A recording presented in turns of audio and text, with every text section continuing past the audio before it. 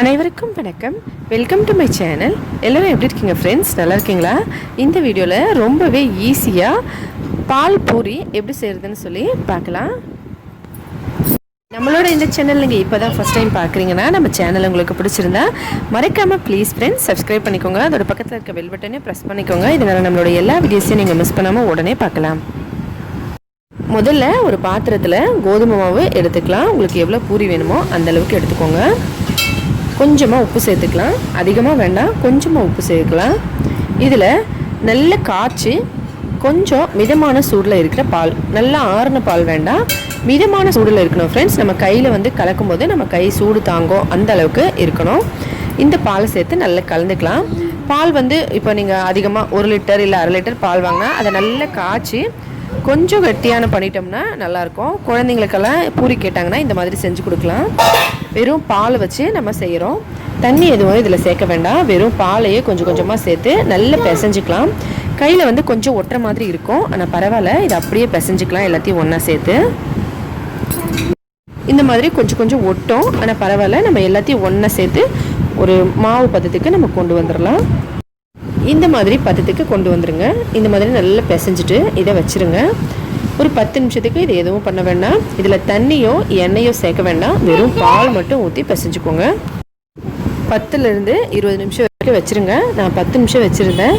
இப்போ இதை எடுத்து கையில் கொஞ்சமாக இந்த மாதிரி மாவு தடவிட்டு நல்லா இந்த மாதிரி பிசைஞ்சிக்கலாம். நம்ம எப்படி எப்போவும் சப்பாத்தி மாவை பிசைவோமோ அந்த மாதிரி 10 நிமிஷம் கழித்து நம்ம நல்லா பிசைஞ்சுக்கணும். இந்த மாதிரி நல்லா பிசைஞ்சோம்னா நமக்கு எப்போவுமே அந்த கையில் கொஞ்சம் மாவு எடுத்து நம்ம தேய்க்கும் போது ஷேப் பண்ணுறதுக்கு நல்லாயிருக்கும். அதனால் நல்லா பிசைஞ்சுக்கணும். கொஞ்சம் பிசைஞ்சிட்டு உருண்டையாக பண்ணி சின்ன சின்ன பீஸாக எடுத்து நம்ம திரட்டி செஞ்சுக்கலாம். இந்த மாதிரி நல்லா ஒரு ஷேப்புக்கு கொண்டு வந்துட்டு சின்ன சின்ன உருண்டையாக இதில் நம்ம எடுத்துக்கிட்டு கையில் கொஞ்சம் உருட்டி நம்ம எப்படி எப்போவும் சப்பாத்தி மாவோ இல்லை பூரி மாவோ திரட்டுவோமோ அதே போல் தான் திரட்டிக்கணும். இதில் நம்ம மெயினாக பார்க்க வேண்டியது என்னென்னா, பால் நல்லா காய்ச்சி கொஞ்சம் மிதமான சூடில் இருக்கிற பாலை எடுத்துக்கணும். அதுக்கப்புறம் இந்த மாதிரி நல்லா மாவு கொஞ்சம் பிசைஞ்சிட்டு சின்ன சின்ன உருண்டையாக எடுத்து இந்த மாதிரி தேய்ச்சிக்கணும். எப்பவும் போல் எப்படி சப்பாத்தியோ இல்லை பூரியோ திரட்டுவோமோ அதே போல் தான் திரட்டிக்கலாம். திரட்டிட்டு உங்களுக்கு பூரி வேணும்னா சின்ன சின்ன சைஸில் கட் பண்ணி பூரி சுட்டுக்கலாம். சப்பாத்தி வேணும்னா அப்படியே சப்பாத்தி செய்யலாம். இந்த சப்பாத்தி அவ்வளோ சாஃப்டாக இருக்கும் ஃப்ரெண்ட்ஸ், ரொம்ப சாஃப்டாக இருக்கும். அதோட கலர் கூட பார்த்திங்கன்னா நமக்கு நார்மலாக நம்ம சப்பாத்தி செய்கிற மாதிரி இருக்காது. இது கொஞ்சம் நல்லா வெள்ளை கலரில் இருக்க மாதிரி இருக்கும். இது சப்பாத்திக்காக. ஒருவேளை உங்களுக்கு இதிலே பூரிக்கு வேணும்னாலும் இந்த மாதிரி ஏதாவது கட்டிங் பண்ணுறதுக்காக டிஃபன் பாக்ஸோ மூடியோ ஏதாவது வச்சு கட் பண்ணிக்கலாம். இது கொஞ்சம் பெருசாக திரட்டிட்டேன், இந்த மாதிரி கட் பண்ணிக்கோங்க. இதே போல் நமக்கு எவ்வளோ வேணுமோ அந்த அளவுக்கு எடுத்து தேய்ச்சிக்கிட்டு கட் பண்ணிக்கலாம். சப்பாத்தினா நேரடியாக அப்படியே செஞ்சுக்கலாம். இந்த மாதிரி நல்ல மெல்லிஸாக இருக்கணும். இப்படி சின்ன சின்னதாக திரட்டிட்டு நீங்கள் கட் பண்ணிக்கலாம். இல்லைன்னா பெருசாக வேணும்னா ஒரேடியாக பெருசாக கட் பண்ணி செஞ்சுக்கலாம். இல்லைன்னா சப்பாத்தி கூட நம்ம செஞ்சுக்கலாம். ஒரு கடாயில் நல்லா எண்ணெய் ஊற்றி நல்லா சூடு பண்ணிக்கலாம்.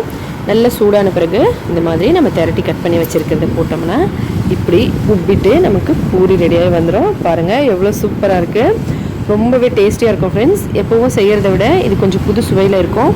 அதோட குழந்தைங்க கேட்கும்போது பால் சாப்பிட்டு பழக்கப்படாத குழந்தைங்களுக்கு கூட இதை நீங்கள் கொடுக்கலாம். அதுக்கப்புறம் கொஞ்சம் கொஞ்சமாக பால் குடிக்கிறதுக்கு அவங்களுக்கும் பழகிடுவாங்க. இதோட டேஸ்ட் தெரிஞ்ச அப்புறம் இந்த மாதிரி நல்லா சுட்டு எடுத்துடலாம். இதே போல் ஒன்றுன்னா போட்டு நம்ம சுட்டுடலாம். நிறைய ஃப்ரெண்ட்ஸ் கமெண்ட் பண்ணியிருந்தாங்க, குழந்தைங்களுக்கு பால்லாம் சரியாக பழக்கம் பண்ண முடியல, குடிக்க மாட்டேங்கிறாங்க அப்படின்னு சொல்லி. அவங்கெல்லாம் இந்த மாதிரி செஞ்சு கொடுத்தோம்னா கொஞ்சம் கொஞ்சமாக குழந்தைங்களுக்கு அந்த பாலோட டேஸ்ட்டு தெரிய ஆரம்பிச்சிருச்சுன்னா அதுக்கப்புறம் நீங்கள் கொடுத்தீங்கன்னா குடிப்பாங்க. அதோட வெறுமனா நார்மல் பூரியை விட இது ரொம்ப நல்லாயிருக்கும். குழந்தைங்களுக்கும் ரொம்ப ஈஸியாக சாப்பிட்றதுக்கு நீங்கள் இதை டக்குன்னு செஞ்சு கொடுத்துடலாம். மற்ற பூரியை விட இது கொஞ்சம் உடம்புக்கு நல்லதுன்னு சொல்லலாம். எண்ணெயில் தான் செய்கிறோம், இருந்தாலும் நார்மல் பூரியை விட இது கொஞ்சம் நல்லது. பூரி ரொம்ப பேருக்கு ரொம்ப பிடிக்கும். ஆனால் எப்போவும் ஒரே மாதிரி சாப்பிட்றத விட இந்த மாதிரி கொஞ்சம் விதவிதமாக செஞ்சோம்னா ரொம்ப நல்லாயிருக்கும். வெறுமனே நம்ம வெறும் மாவில் செய்கிறத விட உளுத்தம்பருப்பு பூரி, இந்த மாதிரி பால் பூரி இதெல்லாம் நம்ம செஞ்சு சாப்பிட்டோம்னா ரொம்ப நல்லாயிருக்கும். நார்மல் பூரியை விட எப்படியும் எண்ணெயில் தான் செய்கிறோம், இருந்தாலும் இது கொஞ்சம் நல்லதுன்னு சொல்லலாம். உளுத்தம்பருப்பு பூரியும் நம்ம சேனலில் அப்லோட் பண்ணியிருக்கோம், நீங்கள் பார்க்கலன்னா மறக்காமல் பாருங்கள். இந்த மாதிரி போட்டு எல்லாத்தையும் பொரிச்சு எடுத்துடலாம். எவ்வளோ சூப்பராக இருக்கு பாருங்கள். அவ்வளோதான், இதை எடுத்துடலாம். இதே போல் எல்லா பொரியும் நம்ம சுட்டு எடுத்துடலாம். பாருங்கள் ஃப்ரெண்ட்ஸ், பார்க்குறதுக்கே எவ்வளோ சூப்பராக இருக்குல்ல. ரொம்பவே மிருதுவான சுவையான பால் பூரி நமக்கு ரெடி ஆகிடுச்சு. ரொம்பவே டேஸ்டியாக இருக்கும். கண்டிப்பாக ட்ரை பண்ணி பார்த்துட்டு எப்படி இருந்ததுன்னு சொல்லுங்கள். ஏதாவது டவுட்னா கமெண்ட்ஸில் கேளுங்க.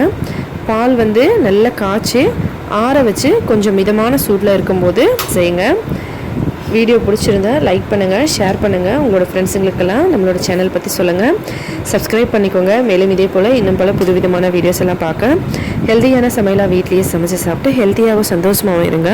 நன்றி, வணக்கம்.